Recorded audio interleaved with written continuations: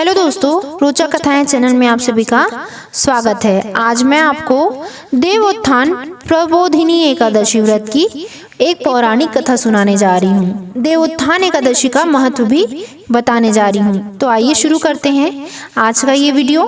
देवोत्थान एकादशी का महत्व। धर्मराज युधिष्ठिर कहने लगे कि हे भगवान, मैंने कार्तिक कृष्ण एकादशी अर्थात रमा एकादशी का सविस्तार वर्णन सुना।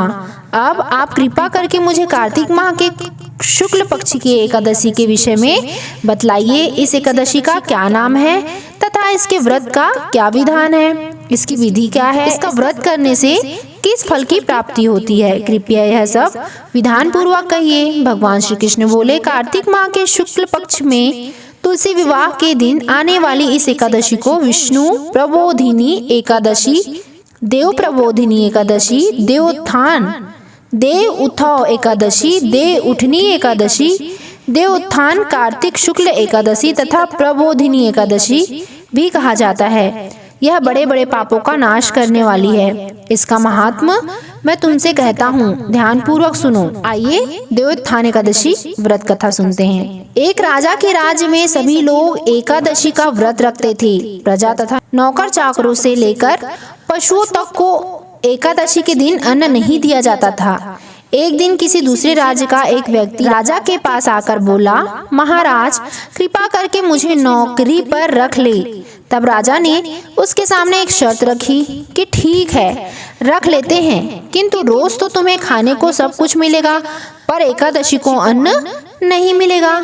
उस व्यक्ति ने उस समय हाँ कर ली, पर एकादशी के दिन जब उन्हें फलाहार का सामान दिया गया तो वह राजा के सामने जाकर गिड़गिड़ाने लगा, महाराज, इसमें मेरा पेट नहीं भरेगा, मैं भूखा ही मर जाऊंगा, मुझे अन्न दे दो। राजा ने उसे शर्त की बात याद दिलाई, पर वह अन्न छोड़ने को तैयार नहीं हुआ। तब राजा ने उसे आटा, दाल, चावल आदि दिए। वह नित्य की तरह नदी पर पहुंच और स्नान कर भोजन पकाने लगा। जब भोजन बन गया तो वह भगवान को बुलाने लगा, आओ भगवान जी, भोजन तैयार है। उसने बुलाने पर पीताम्बर धारण किए भगवान चतुर्भुज रूप में आ पहुंचे तथा प्रेम से उसके साथ भोजन करने लगे। भोजन आदि करके भगवान अंतर ध्यान हो गए तथा वह अपने काम पर चला गया। 15 दिन बाद अगली एकादशी को वह राजा से कहने लगा कि महाराज, मुझे दुगुना सामान दीजिए, उस दिन तो मैं भूखा ही रह गया। राजा ने कारण पूछा तो उसने बताया कि हमारे साथ भगवान भी खाते हैं, इसलिए हम दोनों के लिए ये सामान पूरा नहीं हो पाता।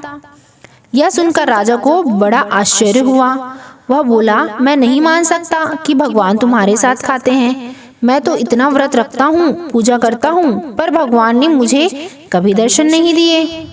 राजा की बात सुनकर वह बोला, महाराज, यदि विश्वास न हो तो साथ चलकर देख लें। राजा एक पेड़ के पीछे छिपकर बैठ गया। उस व्यक्ति ने भोजन बनाया तथा भगवान को शाम तक पुकारता रहा, परंतु भगवान नहीं आए। अंत में उसने कहा, हे भगवान, यदि आप नहीं आए तो मैं नदी में कूदकर प्राण त्याग दूंगा। लेकिन भगवान नहीं आए। तब वह प्राण त्यागने के उद्देश्य से नदी की तरफ बढ़ा। प्राण त्यागने का उसका दृढ़ इरादा जान शीघ्र ही भगवान ने प्रकट होकर उसे रोक लिया और साथ बैठकर भोजन करने लगे।